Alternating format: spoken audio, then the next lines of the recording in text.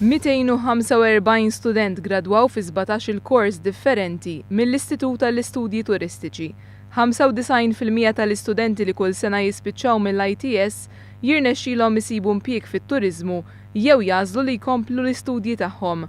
Għal dan il-Ministru għat-Turiżmu Karmenu Vella li l-ġimgħa filgħaxija Presjeda ċ-ċerimonja ta' gradwazzjoni. Il-Ministru għat-Turiżmu fisser kif il-Gvern irid li l-ITS tkompli tikber u tiżviluppa l-potenzjal kollu tagħha. Saħaq li l-ITS jista' jkun wieħed mill-aqwa istituzzjonijiet turistiċi fil-Mediterran u fl-Unjoni Ewropea.